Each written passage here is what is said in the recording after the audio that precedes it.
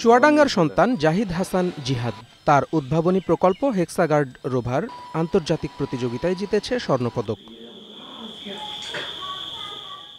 অগ্নি নির্বাপন ও বন্যপ্রাণী উদ্ধার থেকে শুরু করে সামরিক কার্যক্রমও পরিচালনা করতে সক্ষম এই রোবট। সম্প্রতি মালয়েশিয়ায় অনুষ্ঠিত ওয়ার্ল্ড ইনোভেশন কম্পিটিশন অ্যান্ড এক্সিবিশনে প্রদর্শিত হয় জিহাদের প্রকল্পটি, জিতে নেয় স্বর্ণপদক।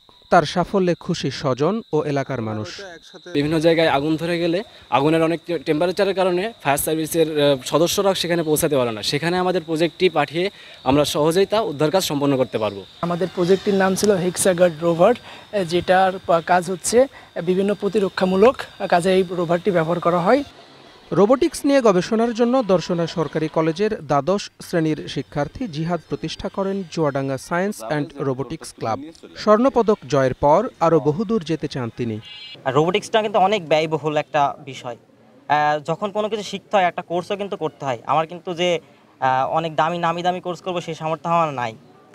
লাইক যখন আমি যখন দেখি, আমি গুগলের যে পাইথনের কোর্স আছে, মিশিগান ইউনিভার্সিটির কোর্স আছে, তাদের সাথে আমি যোগাযোগ করি, তাদের থেকে আমি ফাইন্যান্সিয়াল এই প্রায় 60-70 হাজার টাকার কোর্স আমাকে তারা বিনামূল্যে করতে দেয়।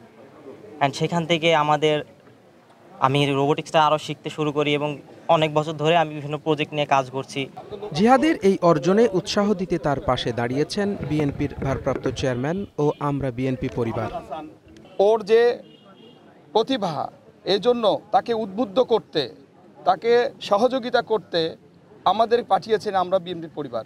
ওর পাশে আমরা আছি, আমরা বিএনপি পরিবার তথা বিএনপির অ্যাক্টিং চেয়ারম্যান জনাব তারেক রহমান ওর পাশে থাকবে। তার এই কৃতিত্ব নিয়ে আমরা গর্ব করি, তার চেয়ে বেশি গর্ব করি আমাদের নেতা, আমাদের দলের ভারপ্রাপ্ত চেয়ারপারসন জনাব তারেক রহমানকে নিয়ে। কেন করি? আমার চেয়ে আগে উনি খুঁজে বের করেছেন, জেনেছেন যে বাংলাদেশের কোন কর্নারে কোন প্রতিভা আছে এবং তাদেরকে কিভাবে অনুপ্রাণিত করা যায়।